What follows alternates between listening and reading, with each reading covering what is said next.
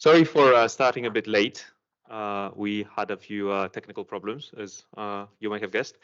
But now it is our great pleasure to welcome you all today to the workshop brought to you by China Deviance.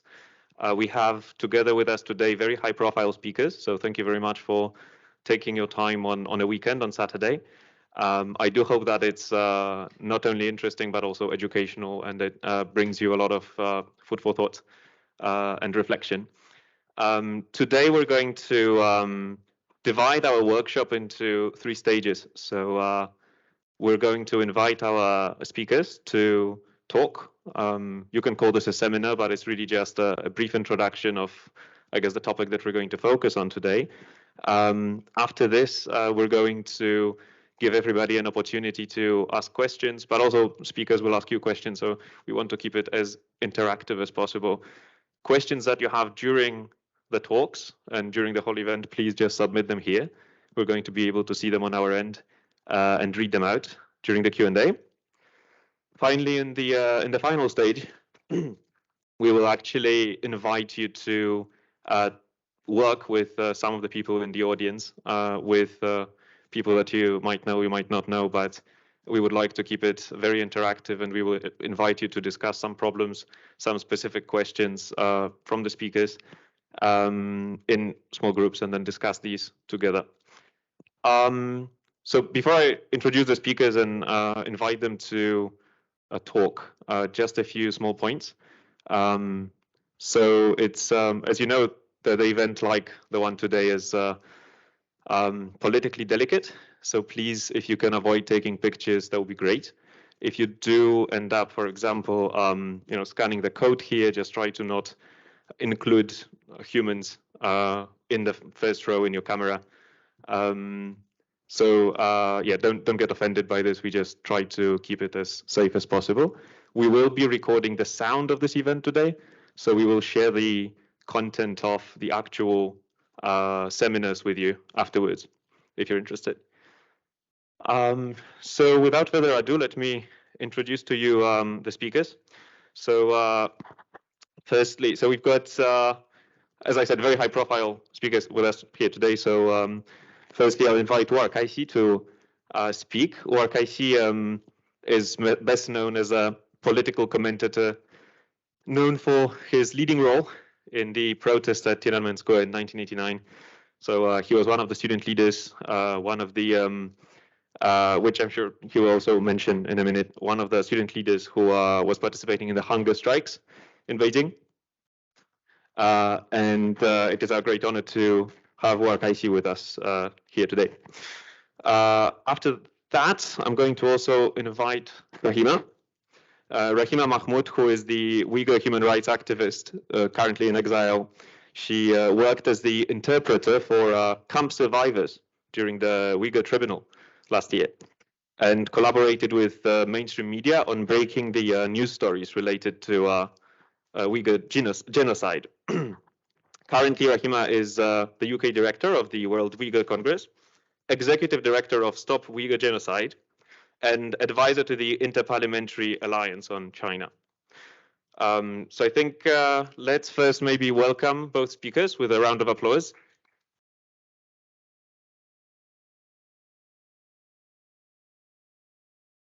And without further ado, I'll invite Wu'erkaxi to begin with his seminar. Thank you.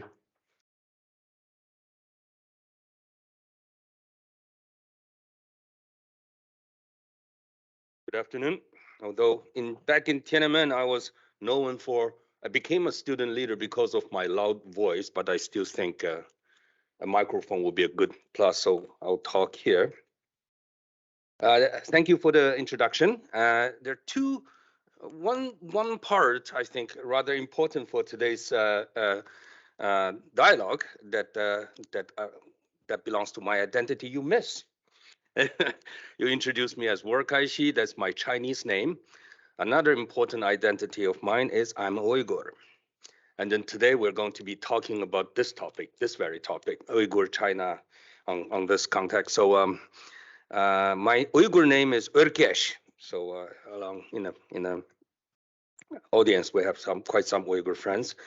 But today I think I'm talking more to our Chinese friends as a general audience. I mean, everybody welcome, and but I think I'm going to direct my conversation more to our Chinese friend. I'm a Chinese too. That's also my identity. I'm Chinese citizen, and then Chinese democracy movement leader, and then most definitely makes me a Chinese is that I'm still on the Chinese government's most wanted list. So that makes me undeniably a Chinese. I mean, not even the Chinese government can dispute that, I guess. I came here to London a few days ago, one of always my favorite city, and then also I enjoy conversation like in the school. I guess has something to do with me being a student leader back then. I always enjoy coming to school, talk to students and friends. And I was here. I was in UK this time. Also went to another school, Oxford University, and then took part in a debate 2 days ago in the Oxford Union, another also a very prestige students organizations. I guess also kind of I got excited for going to that student organization. They are, of course, much more prestige than the student organization we founded. And then I would like to recognize Shaojiang in the audience. He's also took part in setting up that organization with me back in 1989 called Students, the Federation for Autonomous Students Unions of Beijing City. Yeah, that's the full name. I was one of the founders and served as the president of that one. That's see, I have a good feeling about being in the students' organizations, where Oxford Union is an excellent and 200 years students' organizations. They organized this debate, and then I find it rather interesting. The topic of the debate is China. The House believes China is an existential threat to our way of life. And then I'm on the proposition side. And then we have also like 3 of us on proposition 3 on the opposition. And then among one of them is an MP and who speaks perfect Chinese. And then when we arrived there, we were introduced to each other. And then I say, I feel sorry for you guys because you're on the opposition side to prove to disapprove a point. It is so obvious that China is an existential threat to our way of life. They focused on, first of all, yeah, they are threats, but are they existential? So it became a wording game. So basically, in that debate, House, our side and the opposition all agree on that China is a threat to our way of life. And then we also decided to do a clarification of each terminology in the topic. China is an existential. Let's talk about China. China doesn't mean Chinese communist regime, doesn't mean Chinese people. We clarified that. And then I also said, if we agree on this clarification, then basically we can start a good conversation. But if our opposition decided no, the topic is so hazy that it doesn't say Chinese Communist Party, Chinese Communist regime, but it says China. Then I said, if you agree with me that Chinese Communist regime is an existential threat to our way of life, then I'm willing to throw in the towel to say, fine, okay, the topic is hazy, that China is not an existential threat to our way of life. Chinese Communist Party is. Then I would like, if they agree that that we have a unclarified terms in the topic, then I'm willing to concede. And they said, no, we don't have that problem. I think everybody agree that the topic, when it was said China, it doesn't mean Chinese people. It doesn't mean. It clearly means Chinese communist regime in that topic. So it was an interesting debate. My debate was basically criticized the rest of the world have made China an existential threat to us because they have made the mistake of adopting an appeasement policy in the past 30 years. And then I said, I blame it mostly to the United States. But UK, being a country that has a history of appeasement, should be a good ally and good friend to the American and tell them we shouldn't be doing this because this will be history in repeat. So I blame the UK equally, and that's one of my my points here. And then other points also, how did the world come to make the China what it is today? The appeasement policy, how was that developed? I said because it was developed into three illusions the Western world had. The three illusion is, the first one is, if we engage with China, well, by the way, of course, they don't call that China policy appeasement policy. I do. They call it engagement. We engage with China economically. So we will cut a slack even if they invaded their own capital, killed peaceful demonstrators in 1989 in Tiananmen Square, we will still be engaging with China. And then the first illusion is, if we keep engaging with China, China will develop into a advanced economy, which will give birth to a large number of middle class, which will give birth to a civil society, which will give birth to democracy. That was the illusion. And then, of course, we know it's a wrong illusion, but at best, we can describe that illusion as naive. At best, that's what we can how we can describe it. The second illusion is that, well, we know we are enabling a human rights abuser by engaging, but at least the world will take advantage in the longer run.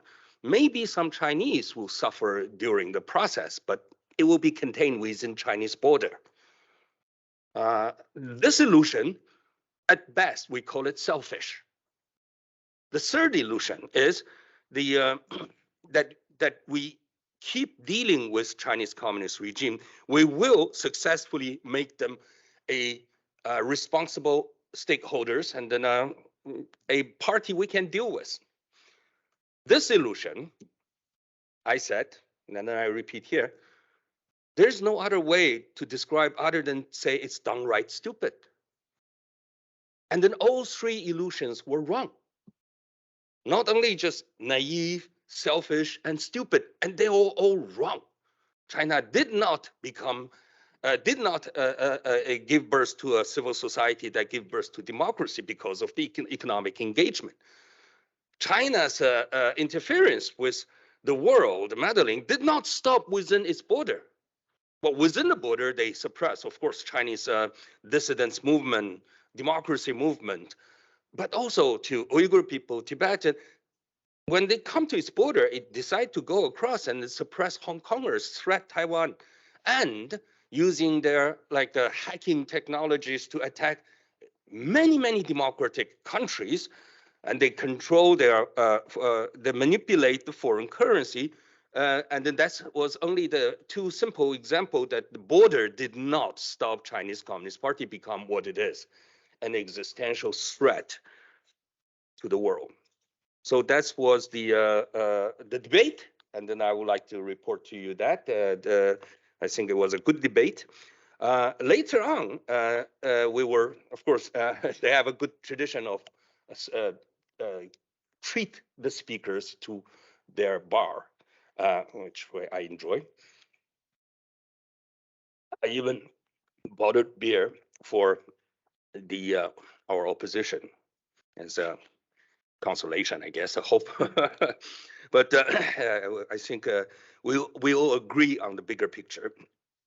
They have to make an attempt to make a good debate, and then they did. It was a good debate. While we were drinking in that bar, talking about that, there's this Chinese student came, a young lady, and then because I was also talking to other students. I think they're here in this room. And then so this girl came over and said, "Are you Chinese students? I hear Chinese." And they said, "Yes, yes." And then I asked, "Did you come to the debate?" I said, "No, it was too sensitive a topic. I'm afraid taking to go as an audience, as a member of the audience, will cause trouble for me." So I said, "You use the word afraid. So who are you afraid of? I mean, the British government, the university is going to punish you for coming to this to listen to this debate." She says, "Of course not." "Then you're afraid of the Chinese government, or whatever their extension in UK, in Oxford University, right or not? If the root of the fear is actually Chinese government, that at least proves one thing, that we're doing something right. We, the Chinese dissident challenging the Chinese government, was doing it right." And she said, "Well, we all know what's going on. I'm just exercising my personal choice." And I told her, it's not really a choice when you're afraid. When you think the other option is being persecuted, and then you decided not to take that option. So the one option then you end up taking, it's not called free. It's not a freedom that you exercise. It's not a freedom of choice that you exercise. And she's a very smart student, obviously. I mean, managed to go to Oxford, perhaps but I think I made her think a little. A lot of people say young Chinese today don't care, like 1989, like the generation of us. I don't think so. They care in a very different way. We were in 1989. We belonged to a generation of idealists. We were brought up citing the quote "天下兴亡，匹夫有责." Up and down of under heaven is the responsibility of even the common peasants. That's my rough translation of this. So it's a very idealist and then collectivist centric generation, the 1989 generation. The youth today in China, they are very individualism centric. But individualism gave birth to liberalism. From the history of the West, from the history of this country, that we can certainly say that. The Magna Carta basically was a piece of document that was marked the success of challenging the power of the throne, but also introduced equality, the idea, the concept of equality that eventually gave birth to rule of law, to protection of rights. Whatever that rights first of all began from the rights of the nobles and eventually lead to the rights of citizens. And that is something were given birth by individualism. And then the younger generation in China, maybe they are just only focused on taking a automatically digitally cosmetic photo and post it on WeChat or something like that on internet. But that is very individual centric. They will care about their freedom when that option was taken away. And then the Chinese government, perhaps at this time, they're still worried about provoking the whole generation, so they haven't taken that rights away. After 1989, Chinese regime struck a deal with Chinese people to say, okay, we are going to give you certain freedom rights, like rights of individual property. It was a clear demand of the students back in 1989. We wanted market economy. We wanted acknowledgement of personal property. So we asked much more than that. We also want freedom of assembly. We want freedom of speech, freedom of press. But basically, in 1992, Deng Xiaoping said, okay, we will give you the economic rights in exchange of your political submission. It's a lousy deal because both freedom of economy and freedom of civil rights, political rights, belongs to the people from the very beginning. That's why we demand them to be materialized. So Deng Xiaoping says, no, we're going to do an exchange. It's not exchange. Those both rights belongs to us. But the Chinese people took that deal, nevertheless. The deal was struck after Deng Xiaoping's famous tour to the south.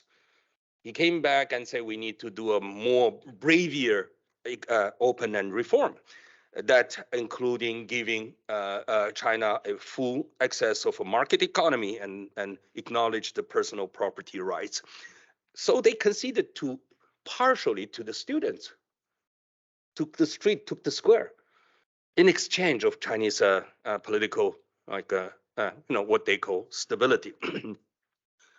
Basically, one-party rule. After 1989, after they conducted a heinous crime against own people, after they invaded their own capital, the Chinese regime realized there is no more need for lying to Chinese people. They have already had the blood on their hands, and then they decided, okay, this is what I'm going to use to stable our power, using fear.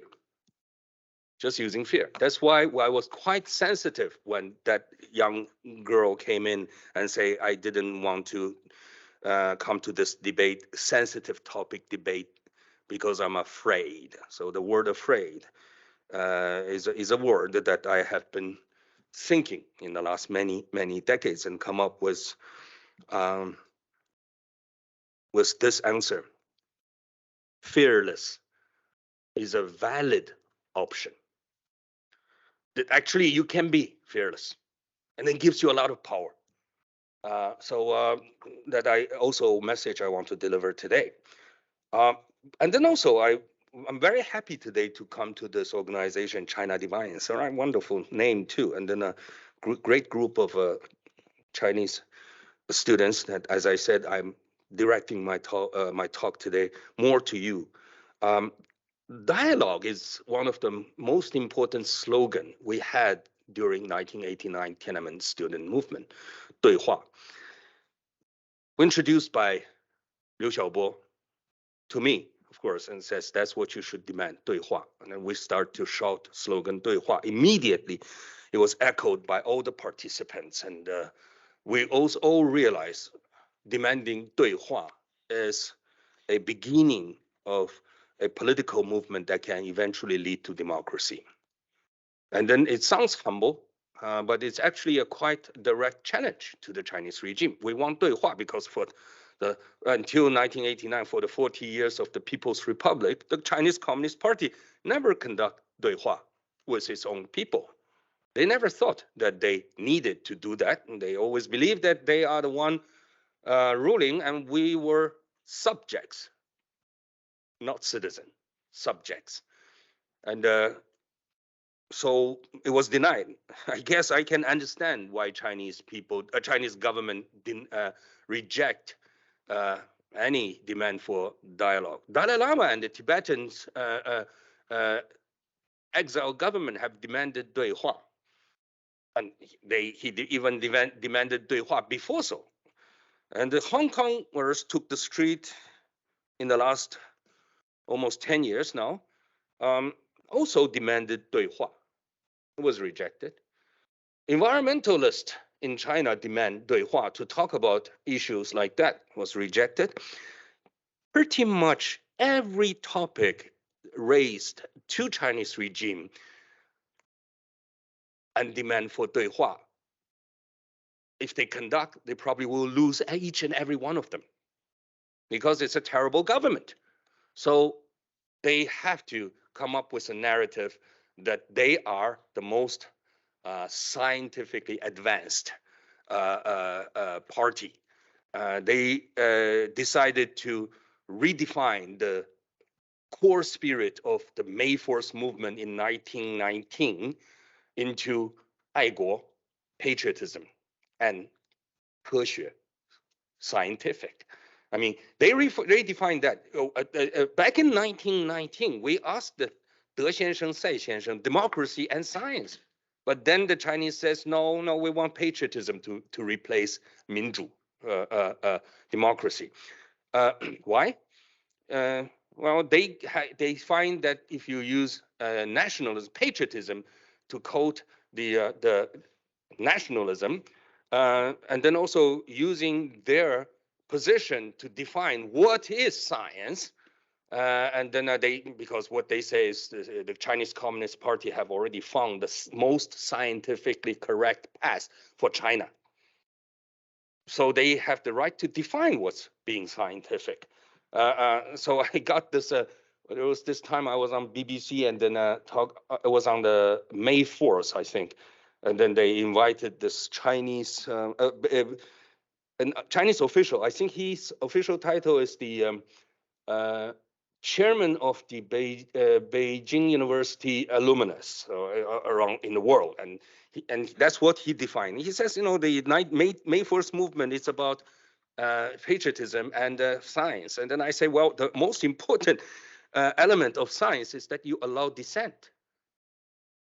But Chinese don't. Chinese government don't. So the one government you are speaking on behalf of denies everything about science. But he said, no, no, no, socialism, Deng Xiaoping's way is very scientific. We have already proven that. No science can be that, and it's a very anti-science statement, I said on TV, because the science, the core spirit of science is you allow challenges. So I welcome today's session because it's in the name of dialogue that I also would encourage each and every participant to challenge what I am about to say. Let's have a dialogue based on that. And then let's celebrate the spirit of dialogue as a way of commemorating Liu Xiaobo, my mentor and best friend, and then also introduced most important dialogues in 1989. Most important slogans in the 1989 student movement. He was my advisor during the movement, and then we raised a few slogans, like dialogue is one of them, and then also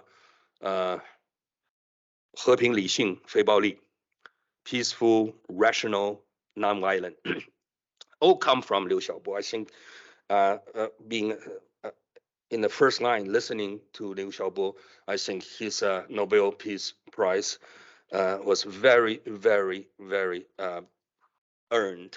And then also for that, he was killed by Chinese regime. He was clearly murdered. I mean, he's died of cancer. Even a doctor sent from Germany, I think there's another one from UK, can prove that he's died of cancer. But what made him got cancer is the imprisonment, is the deprivation of his freedom that he dearly celebrates, embrace. So I welcome dialogue. Let's dialogue on a few topics. Ilham Tohti, another person that we should not forget. He is also a die-hard supporter for the concept of dialogue. A lot of people say that I am among one of the more modest of the student leaders back in 1989. I think I'm quite radical in compare with Ilham Tohti. Ilham Tohti, in that environment, basically just started his one-way dialogue with Chinese government. He just conducted it.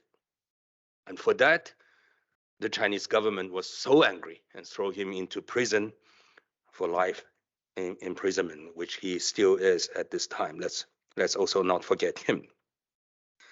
Hong Kongers, they are fighting to let the world finally realize, coming around to realize what the true character of the Chinese Communist Party. They paid a heavy price in the last many years. I mean, especially in the last 3-4 years.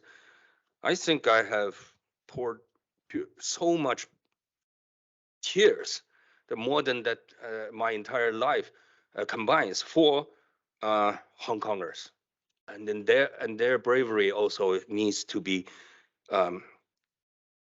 recognized, and their bravery and the Uyghur people's sacrifice, and actually also the third reason is COVID, that put the mask in your mouth today, is the reason the world is coming around to realize their appeasement policy to China is so dead wrong.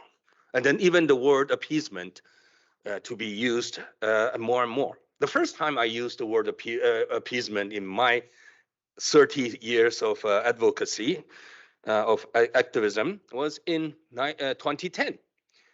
On my way to Oslo to take part in the Nobel Peace Prize ceremony for Liu Xiaobo, I went through London, and then BBC interviewed me on that night, and then I introduced the term appeasement. I said, you know, this is a word that I want to first say in BBC. This is the word I would like to say first made heard in United Kingdom.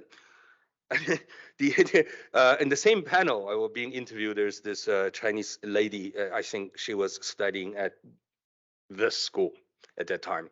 She was invited to be on the same panel and said, the world simply needs to learn how to cope with a rising nation. That's her answer.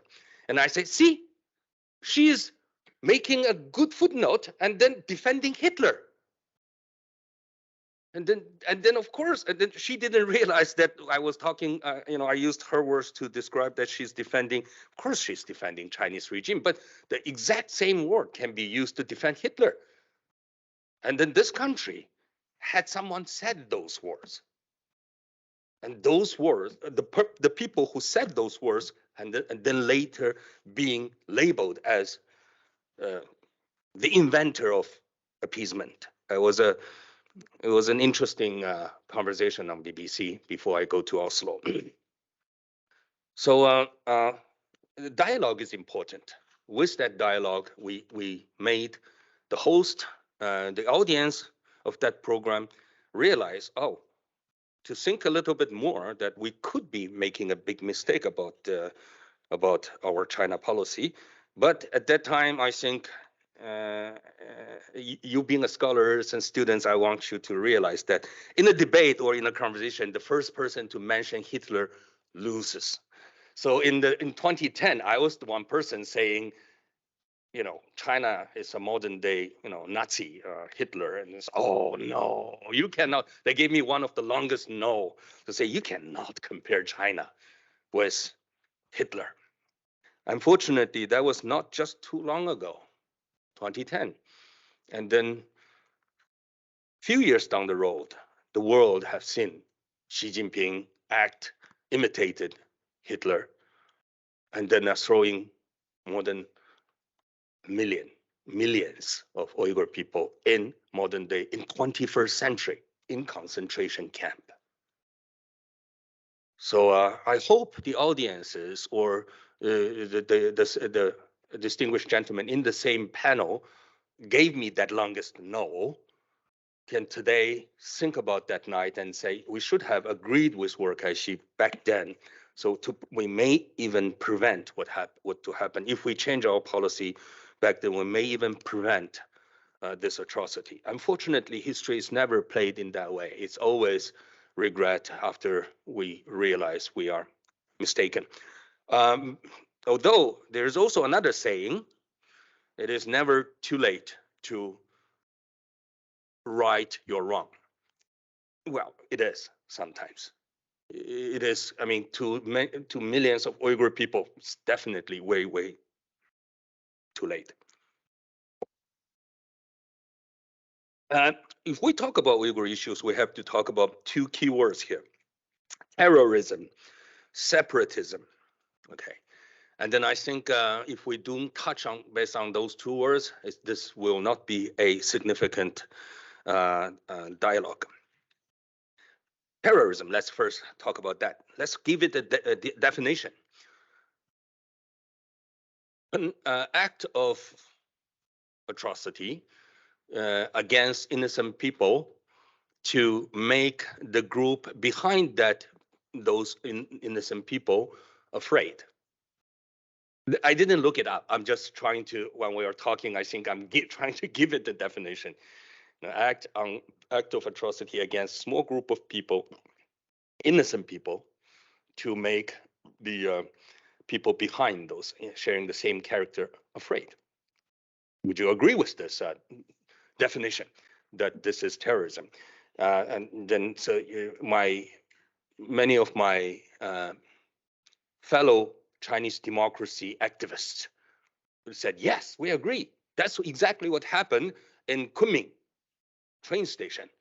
What happened in Tiananmen when Uyghur people drive the car into the square and killed innocent people.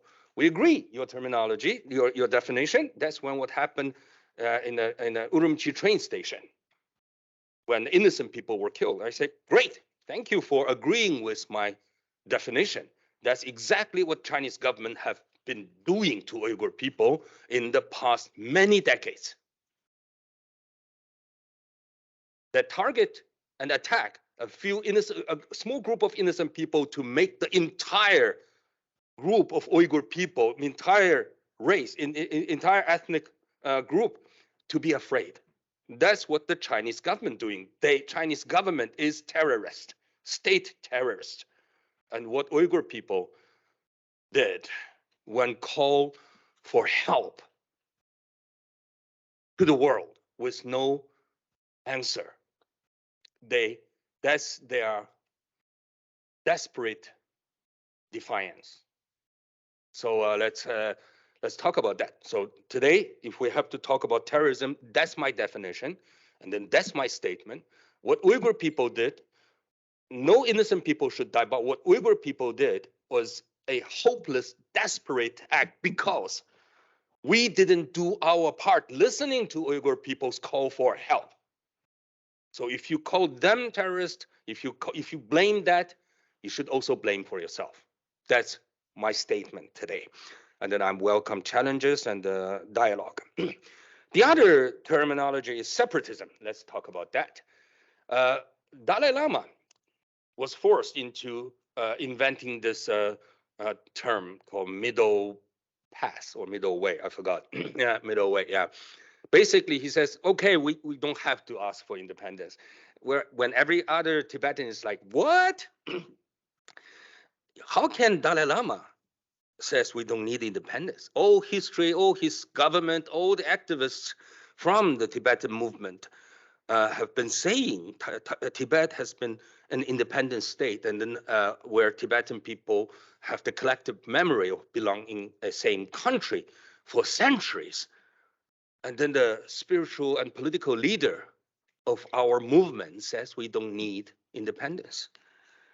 Not only Dalai Lama, for many decades, Uyghur movement have to also denounce independence. Why? Because if we mention the word independence, we wouldn't be able to get the help from the West. And then we won't get the sympathy from the West, from Chinese, from the mass general. That wasn't the case when Scotch people wanted to separate from the United Kingdom. I mean, they can do that in a democracy, and then they actually managed to go on a referendum, and then Quebec from Canada. If those people can use the word independence, separation in democracies with no problem, then why Tibetan couldn't? Why Uyghur cannot? We all had our own independent country in last century, not that long ago. Why couldn't we use the word independence? Oh, because the Chinese government demanded so. And then the so-called world order after World War II, the United Nations, all these world order that United States helped set up as a victorious country, basically set that as a rule. The world order after World War II was basically aiming in one goal: peace, because it's a world order set up right after war. So at all costs, let's prevent another world war. So the border of each country must be respected sacredly. You cannot sending any troops across that border. If you do, the United Nations will send an ally army to fight you back in Korea or in Kuwait. But within the border, okay, since we decided the borderline of each country is so sacred, so we're going to turn a blind eye to each government to do within their border. And then the border of 1946 will be recognized. That's when the United Nations was founded. So basically the political map decided, okay, they look at it and say, okay, Korea, two countries, you cannot invade the other one. Tibet and East Turkestan was already integrated into colonized by Chinese. So we're going to respect that, which means whatever Chinese government do to those people living in those regions, we're going to turn a blind eye. So that's the world order. Unfortunately, the world have followed for many, many decades. Basically, that world order is sovereign rights above human rights. And that is something clearly wrong. So that's what I have been saying to the world, especially to democracies, especially to democracies like the United States. I'm pretty sure you have heard me blaming that country a lot today. Yes, I do. They have enforced this law that basically resulted in the sacrifice of Uyghur people, Tibetan people, Hong Kong people, and then Chinese people. So I would like to. That's my statement on separatism. If we are having a dialogue, let's also talk about that. And come to the end of my lecture. People would ask me often, there's a question, I was very, very often asked, so I assume that you probably would want to hear the answer too. Wu'erkaxi, what do you see yourself as? You know, what's your personal identity? What do you see yourself as? You talked about Uyghur people, you talked about, and then I talk a lot these days about Taiwan. Because it's in imminent threat by the Chinese regime. And also it's because I am the General Secretary of Taiwan Parliamentary Human Rights Commission. One of my important missions go around the world is talk about Taiwan. And then I'm so proud to talk about Taiwan. I've been living in Taiwan for 27 years now, more than 26 years, stepping into 27th year now. I can, without any hesitation, tell you that Taiwan is not just the most liberal country in Asia. It's the world example of democracy. It's not just a beacon for democracy, a beacon of democracy for China. It's the exemplary success that the whole world should celebrate of democracy. So what are you? Are you Taiwanese? Yes, I travel with my Taiwanese passport. And then you always talk about Uyghur, and you even mention separatism. Are you advocating Uyghurs' independence? Yeah. Today, we definitely should. And then the Chinese government gave us every right, gave us more rights today, more than ever, to ask for our independence, because independence is the only way, it seems to us, to preserve Uyghur culture, Uyghur language, Uyghur people's faith. So today, if you ask me, do I support Jiangdu, Uyghur independence? Absolutely. So, but you just 10 minutes ago, oh no, maybe more than 10 minutes, when you started your dialogue, you say you are Chinese. You're a Chinese student leader, Chinese democracy activist, and then Chinese most wanted. I turned myself in year 2009, on the 20th anniversary of June 4th massacre, to Chinese regime, and then another 3 times following I try to turn myself in flying to Macau, because with my Taiwanese passport, that's the only place I can land within People's Republic of China. And then I demanded the Macau authority to exercise one China, two system, whatever. But then also, if we even within the two system, a person on the most wanted warrant asking this government to which is a subsidy of the its motherland, to turn this criminal into the authority should also go coherent with one country, two system. But then, of course, they denied. I tried again next year in Japan, and then the following year in Hong Kong and United States, with all no avail. So I'm a most wanted criminal of China. That's another thing that I need to introduce myself as, but also most unwanted. So most wanted become most unwanted. So make up your mind, Wu'erkaxi. What are you?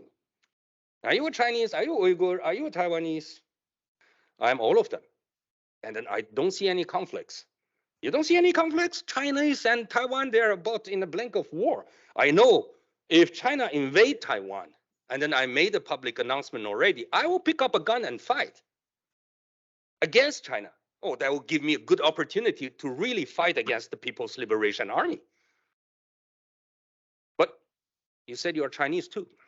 I'm first a human being who celebrates, who call himself a liberalist. I'm a student of Liu Xiaobo, and then a strong believer of Zhang Miao, and you know, I'm a liberal. I'm a liberalist. Under that definition, that I can clearly see, there is no conflict being Chinese or Uyghur or Taiwanese. I dearly hope 20 years from now, the three regions all become free, maybe three countries, and then they all welcome me as to come back to you know, or. So that's what I hope. When liberalism become the basic human guidelines for your life, it help you make all kind of decisions. And thank you very much. Thank you.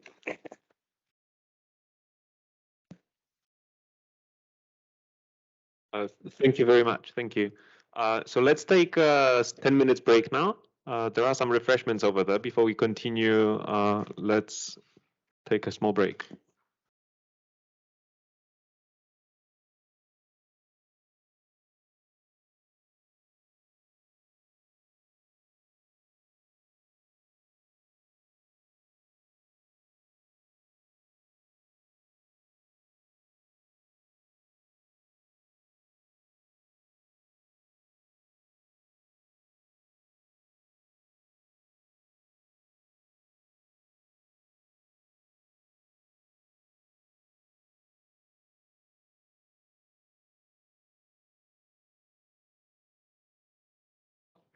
Hi. So if you wouldn't mind taking a seat, we're going to pick up where we left off. So by the way, just wanted to clarify, I asked you not to take pictures. If you would like to take pictures of the speakers, though, that's fine, right? Let's just try not to take pictures of each other. So speakers are fine, yeah. Okay. So I would like us to move on to the second part. So Rahima Mahmut is going to present now her part.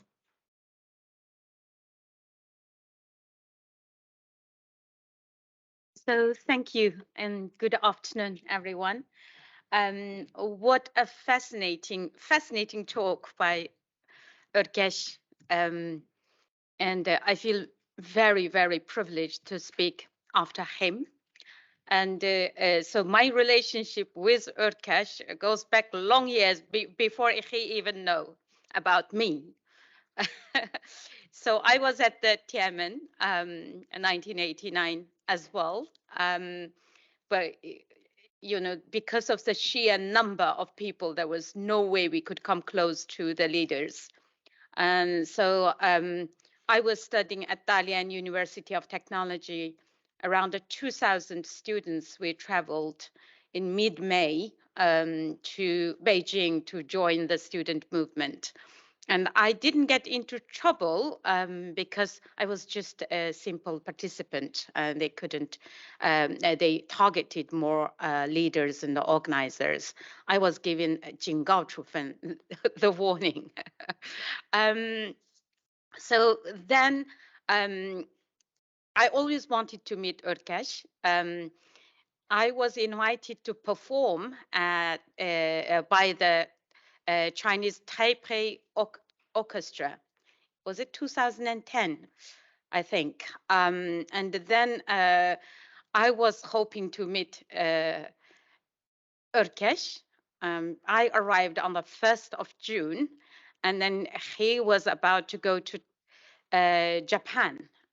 So we spoke on the phone very briefly. He said, sadly, I won't be in Taiwan. I'm traveling tomorrow to Japan. And then on the 5th, I think on the 5th, I got on the taxi and the taxi driver didn't speak English, so I spoke in Chinese. And the guy was like a bit shocked. He said, "Where did you learn your Chinese?" And I said, "I'm actually from," I just explained. And he said, "Did you know Wu'erkaxi? What happened to Wu'erkaxi?" And that's the time that everywhere were reporting about you handing yourself in and what happened. Then later, was it 2013 or 14? We met in London. So when you came to London, then we met, and then since. So I just thought it's it's important for me to give this information. So I am from Gulja. That again, Uyghurs also originally parents also from Gulja, the northern part of what I call East Turkestan or Dong Turkestan. So I quite like the term 我的新疆，你的东土哈。So for me is 我的东土，你的新疆。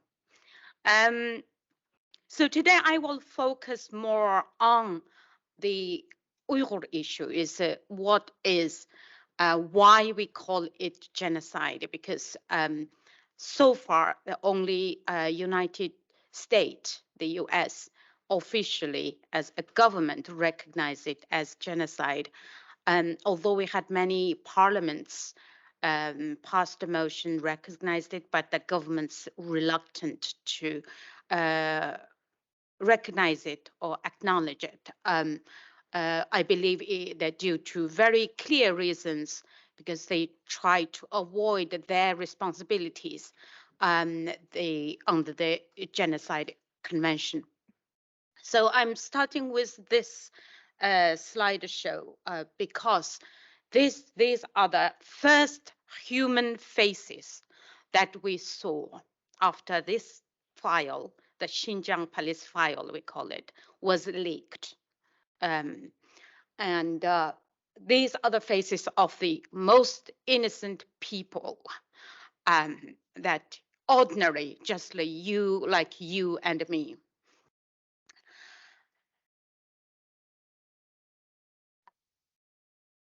So among the over 2,000, nearly 3,000 detainees, Rahila Umar, she's 15, and Ayhan Hamid, she's 70. She was 73 at the time of the arrest. I don't need to say more, but you can see the from the face, from their expression.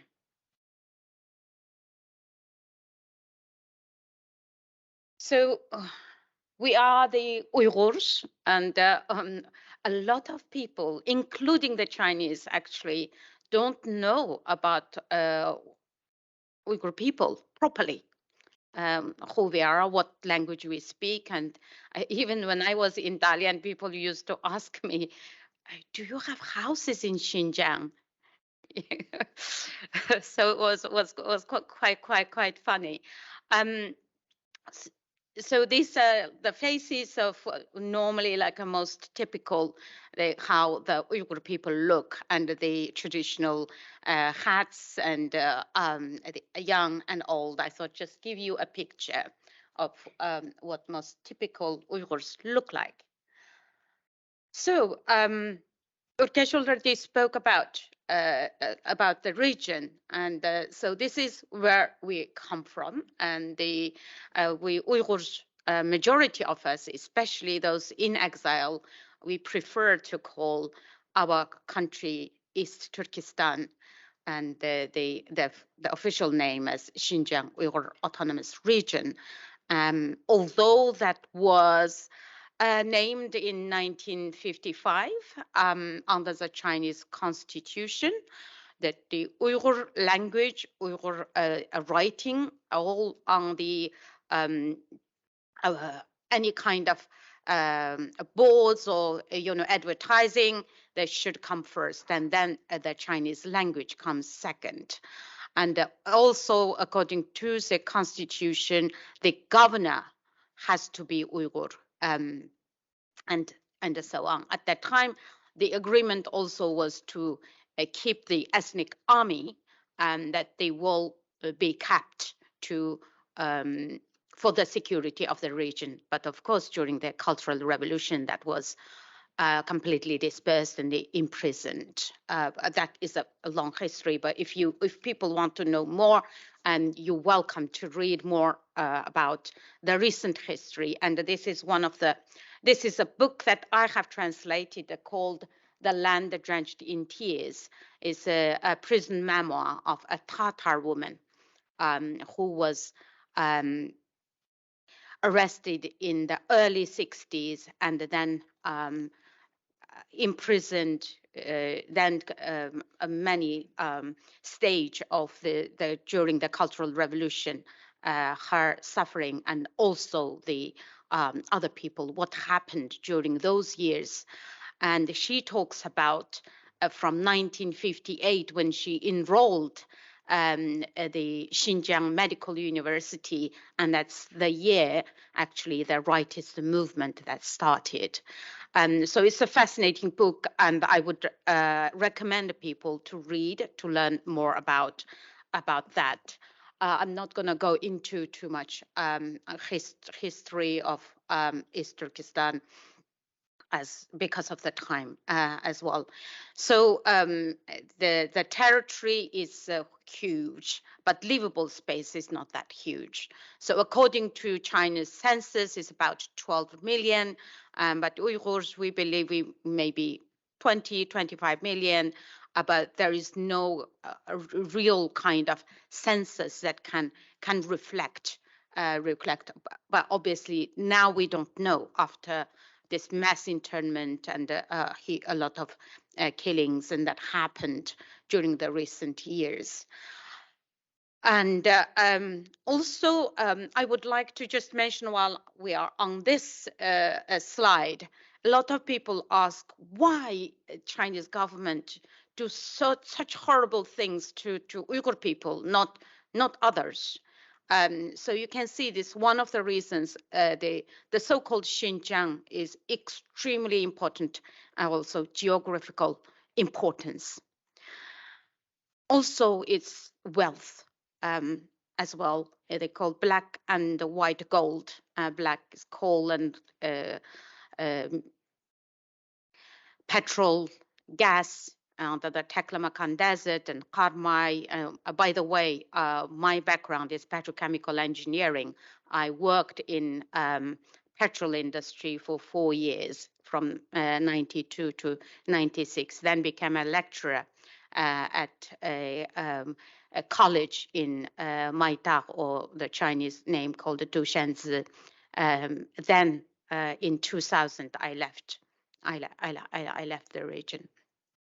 So the wealth, because the huge resource, although the Chinese propaganda, they always say we are 支援 Xinjiang, we've been supporting, we've been giving money, but that is not true because of the wealth. And also because of the difference, the Uyghurs, we are very different compared to the Han Chinese, from cultural, from the language, and in many ways. And we also have this. I always use this term, say. The Uyghurs has a saying that Uyghur non yurki pok pok. So it's like when you are a theft, that your heart is always like unsettled, because the Chinese government, including the people who, was not necessarily willingly went from the beginning, never felt that is their home. Even when I was little, when I was like in at primary school, one day I asked my father, because I heard everyone in my class, because I studied in Chinese school, everyone said they have Laojia, they have their home, Laojia, from Hubei, Hunan. And I asked my father, why don't we have Laojia? And I remember my father laughed and said, this is our Laojia. This is the home. So there is one paranoia of the Chinese government, that because the Uyghur people had two very recent independence, especially in 1945.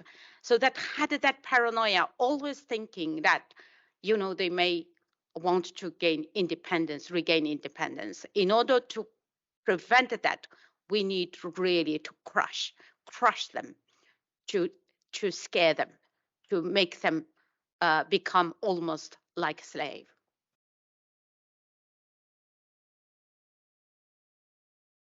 So I would like to also briefly talk about why I left the region, why I decided to leave. I studied at one of the best university. I had a really good degree and the career, but I decided to leave in 1997. The 5th of February, the peaceful protest in Gholja city, led by about 200 Uyghur, mostly young men. And then it became a big, in the end, there was like 3,000-4,000, demanding cultural rights and demanding the release of the religious clerics that were arrested from the end of 1996. The Daya, the religious, what you call it, the crackdown. So you always have the crackdown all the time over there. So that was another crackdown on religion and culture. So one of the most important demand by the Uyghurs was the century-old tradition called the mashrab, that is practiced by the Gholja, especially men, was banned. And that for that reason, on the day, we believe over 100 were killed. They deployed military and the police, rounding up the protesters. These people didn't have anything in their hand. It was just complete peaceful. And then from that night, the 5th of February, police started raiding houses and had the flag photos, and anyone that they believed that they looked like protesters were taken away. So by 1998, I believe about 4,000 to 5,000 people were arrested. And among them were some of my friends and also family members. And I can see the situation was getting worse day by day. And Gholja, when it compared to Kashgar and many other southern cities, we always believed we had much better freedom there compared to those regions, according to word of mouth. Although I never been to those regions, but 1997 proved that there is little freedom and opportunities left for the Uyghurs.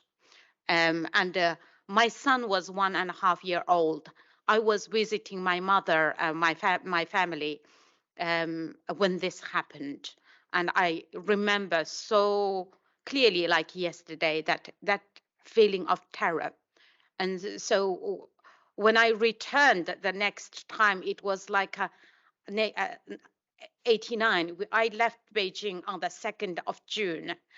When I arrived in May, it was like so bustling, that a happy kind of city. Then when I came back, because when we traveled to Urumqi, we have to come to Beijing, 21 hours train journey, then travel from Beijing to Urumqi, 72 hours by train. And I remember Beijing was like dead city. We could see like this Minbing, or the militia on the roof and standing. You could see them everywhere. You cannot see anyone smiling. That was after the crackdown. So that was the reason that I left. Or I managed. I was quite lucky to get a scholarship to do a master's degree in University of Central Lancashire, and that's how I got my visa. And I told my college that I will need a higher degree and to go back and serve the school and the Communist Party better. And that's how I left. And luckily, 2 years later, my son and his father joined me. They came to attend my graduation ceremony, and we managed to stay here. So from the day one I arrived, I started speaking about what is happening to the Uyghur people. The first person I told my story was the guy who collected me from Manchester airport to take me to the university. I told him about the Ulja massacre and the reason I left.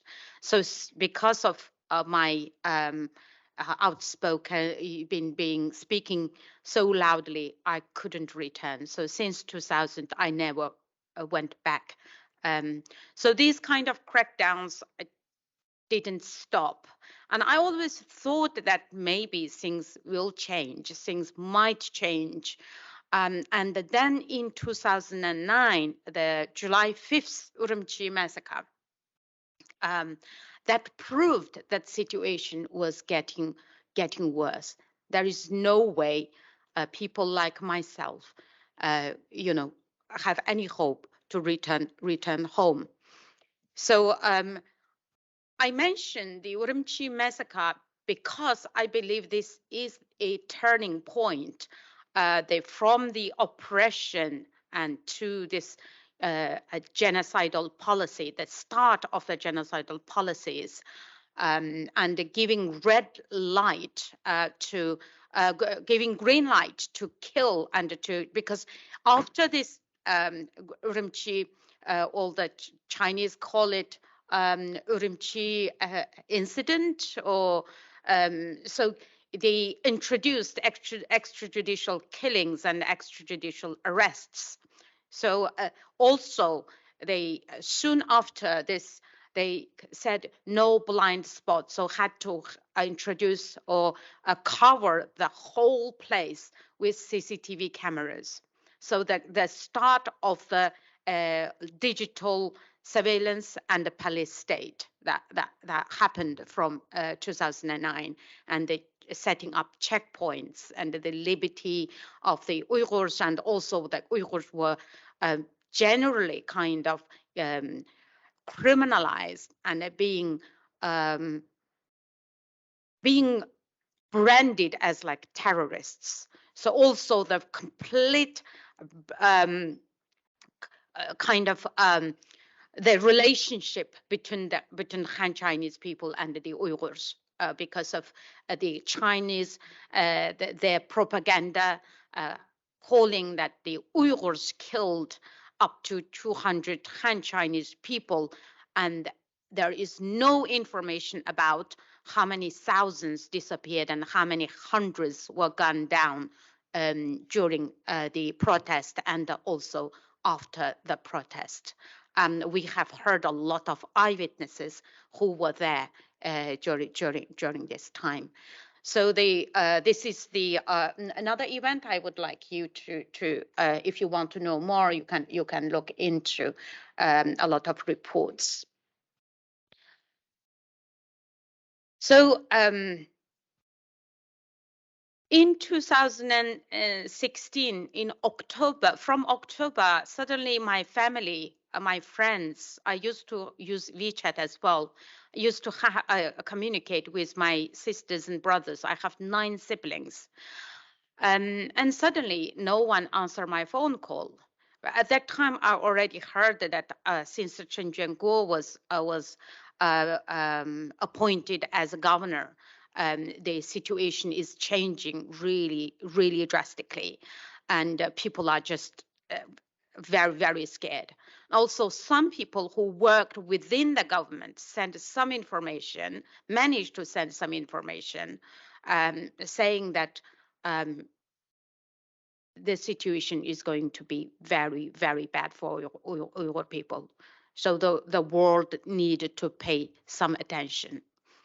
And so from October to last phone call I made, then there's no one would answer my phone call. And I thought maybe someone will answer my call on the 1st of January. That's the new year. I send messages and then there is just no reply. And on the 3rd of January, I managed to get hold of my eldest brother after I made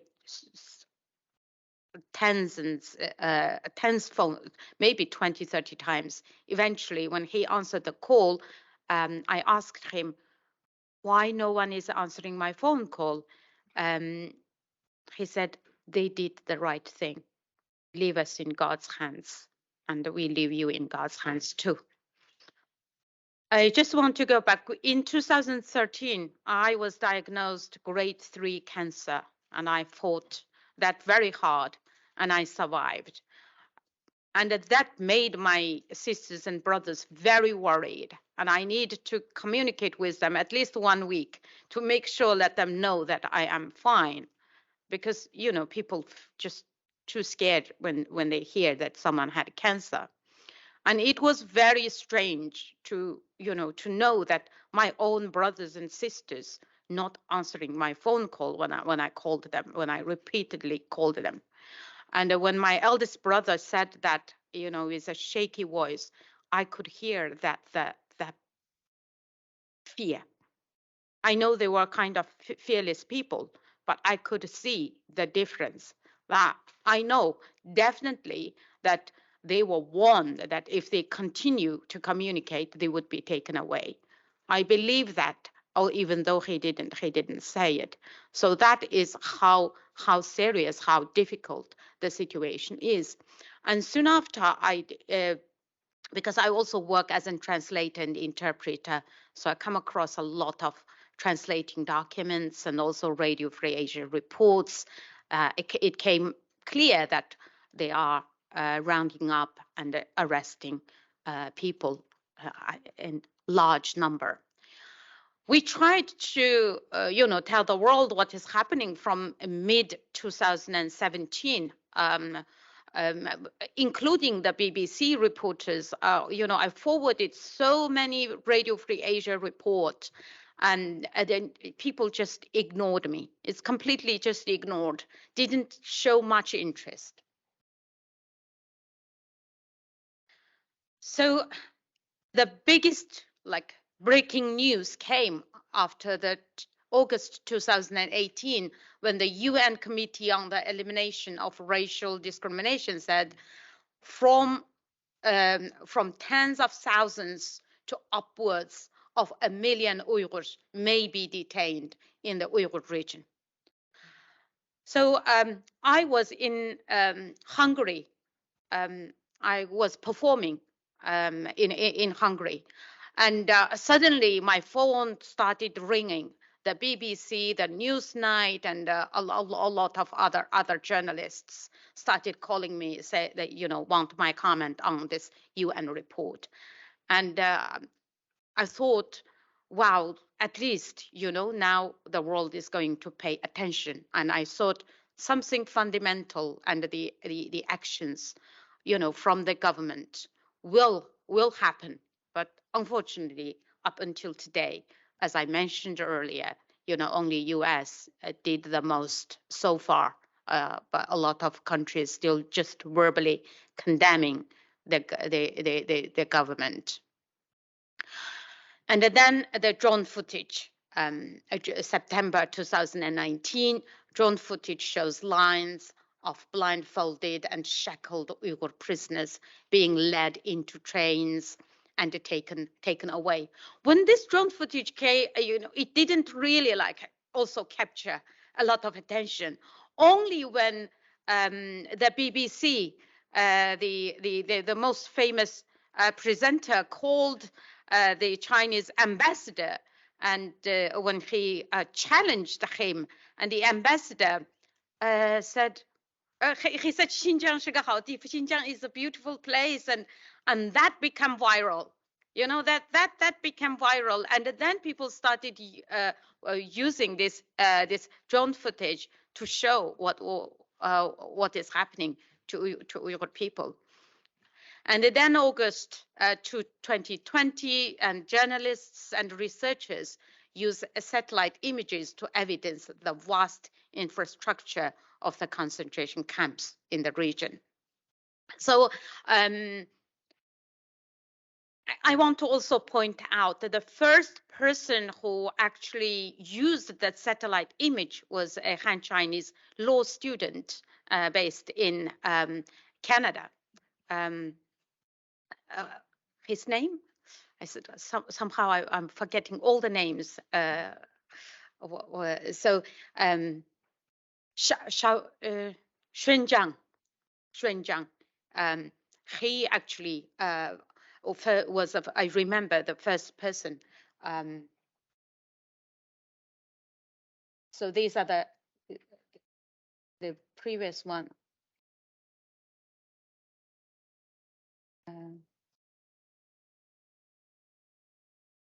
Okay, yeah, that was a camp. Was it? Base. Is it next one? Oh yeah, this was a satellite image, and it's like detected that it was past. There wasn't anything there, and then so this like hundreds of these facilities, barbed wires and high towers.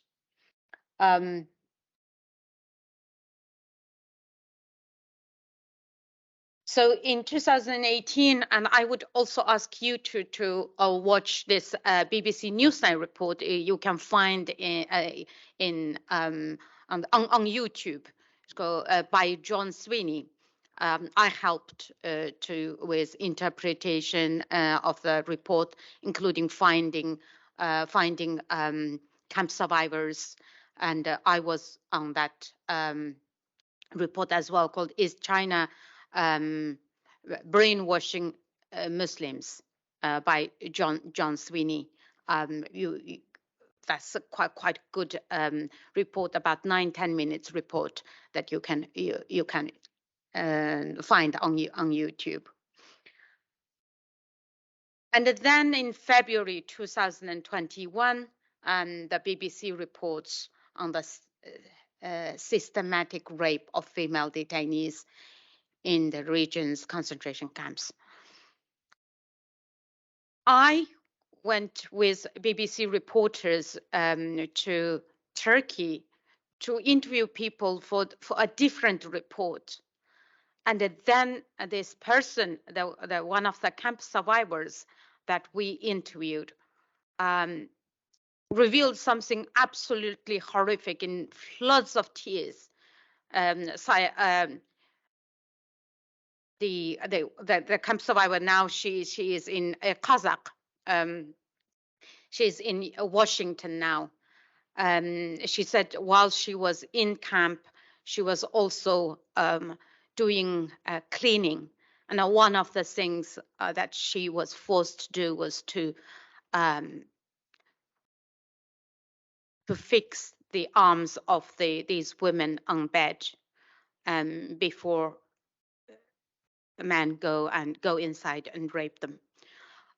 So this information triggered the BBC to investigate, and Tursnai Ziauddin bravely came forward after she reached US from Kazakhstan and revealed what happened to her and also to others in the camps in the camp where she stayed. And she said that this is widespread. And then Sairagul Savudbay, another Kazakh camp teacher who fled to Kazakhstan, and after she reached Sweden, she also revealed unbelievable, horrific event, how a woman was gang raped in front of hundreds of other detainees. So this also kind of one of maybe the most watched and news reports. And then in May 2020, the Xinjiang police file published in international press that is those faces. And December 2022, the Uyghur Tribunal,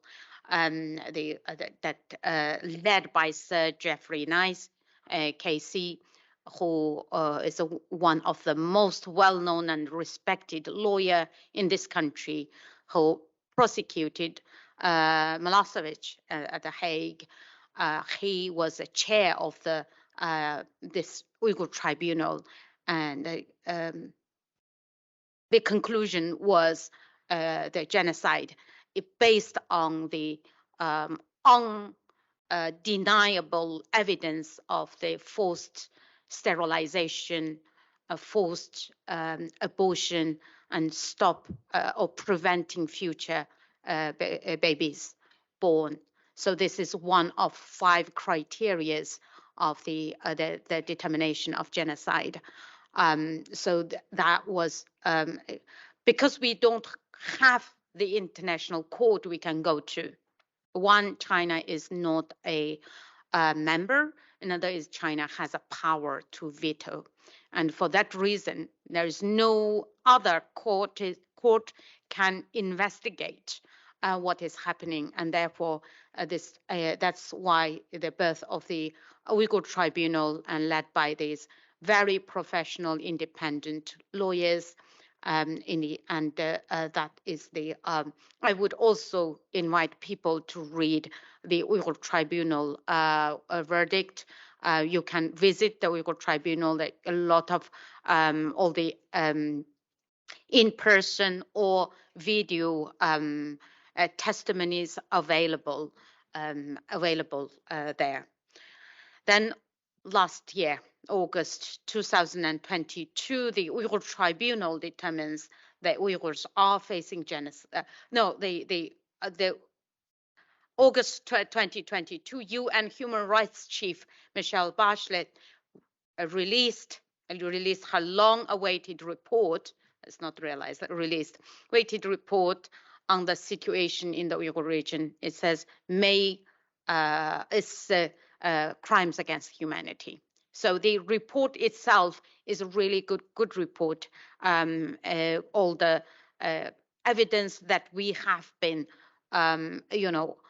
asking for UN to accept, that was all included. Most of it was included in the report, but they diluted the fact the forced sterilization and the forced abortion, and to kind of like not like highlighting that in order to avoid to call it genocide.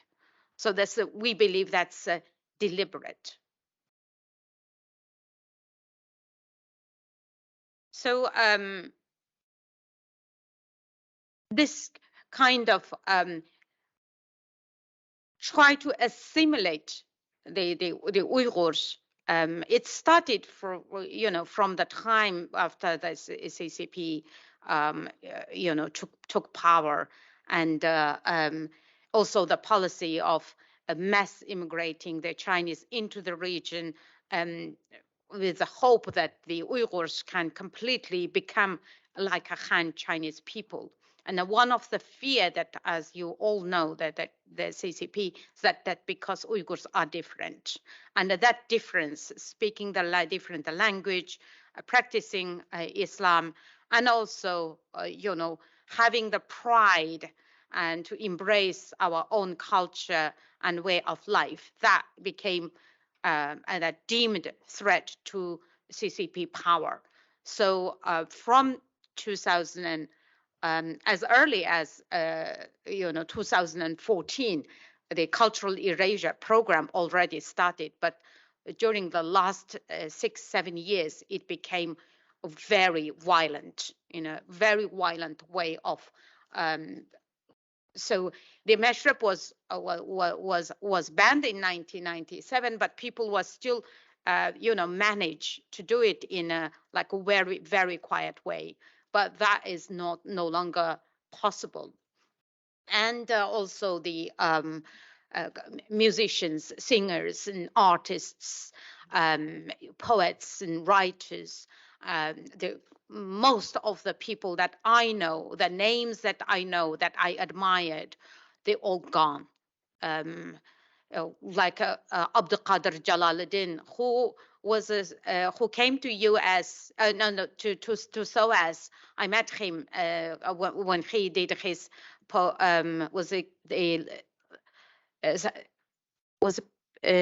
scholar exchange or in that. So he was here for about a year. And now he is serving, we learned that he is serving about 17 years prison sentence. So it's so widespread for all these cultural figures, like disappeared. Some we learned that they died, or now we hear that most of them serving very, very long prison sentences.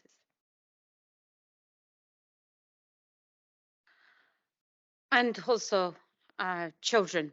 We believe up to 1 million children now in this so-called state-run boarding school or state orphanages.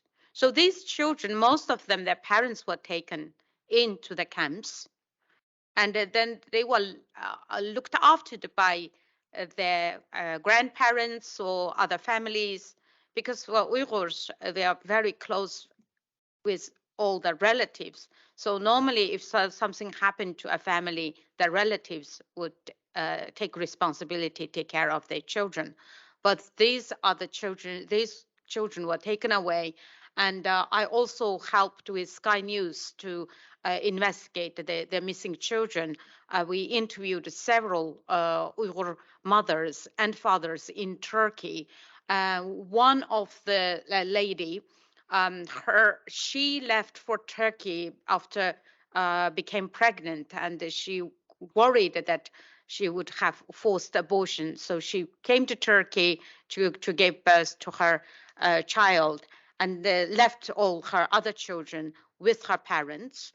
And then, this arrest started in late 2016. A lot of Uyghurs voluntarily returned, hoping that avoid further problems. But we know that almost all of them, were arrested on landing at the airport.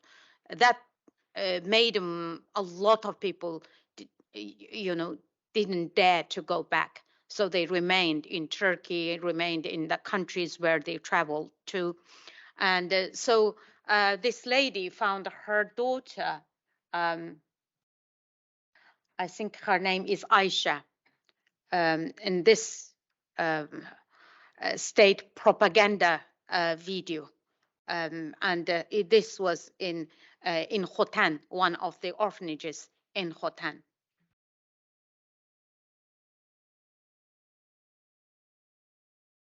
So like all genocide, apart from imprisoning large number male and female, one of the most unforgivable crimes I believe the CCP has been committing is to targeting the women, gang rape, sterilize, and all. each of these camp survivors I met, I translated, interpreted for their testimonies. Their testimonies are all available on the Uyghur Tribunal link, and also this book by Gulbahar Haitwaji, How I Survived the Chinese concentration camp. It's available that you can order online.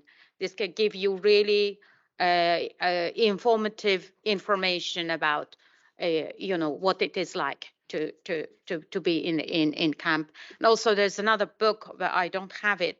It's by Sairagul Southby as well. She was awarded the highest human rights prize in Germany last year. So we have Tursnay Ziavudun. This is her. I mentioned about how brave that she actually revealed the gang rape. And this is Gulbahar Haitwaji. This is a book that she wrote.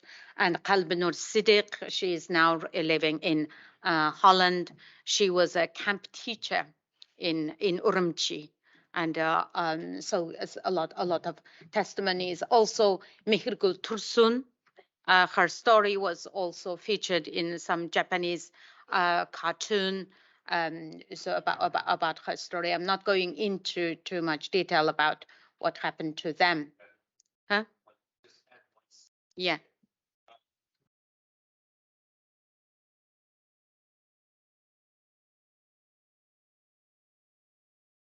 Taiwan Publishing House translated her book. So if you are interested in learning more about her stories, go search on 有去无回的地方.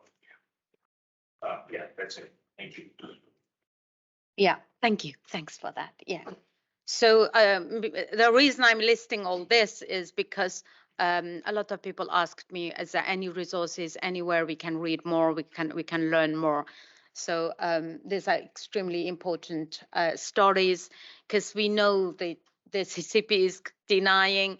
Every time when I tweet something, and there are some process saying that, oh, she is an actress paid by CIA, I just laugh.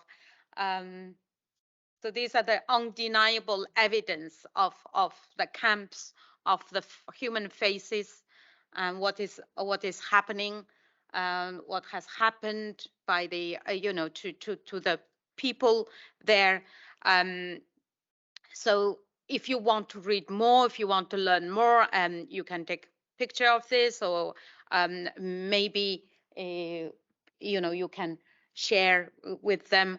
So these are like leaked documents are extremely important, because it is like the Xinjiang paper is in Chinese. It's leaked, and you can read it. You can find it by Googling, and the Xinjiang police file, and also the victim of communism Xinjiang person search tool that a lot of people living in exile managed to find their relatives from that.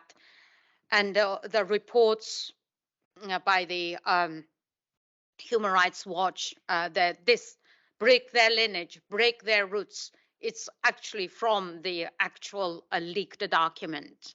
And like we were enemies in war, again, that is by the Amnesty International.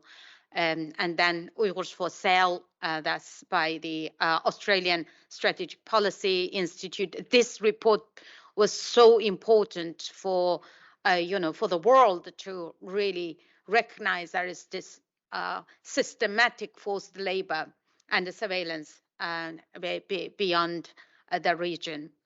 And then Essex Court Chamber's legal opinion concluding China's treatment of Uyghur amounts genocide. So there are a lot of online resources available on forced labor, called the Coalition and Forced Labor in the Uyghur region. And also I welcome you to visit the website, sign up to our newsletter, Stop Uyghur Genocide. to update your knowledge and information. So I think I should stop here, and so I'm happy to take questions, and thank you for listening. Thank you.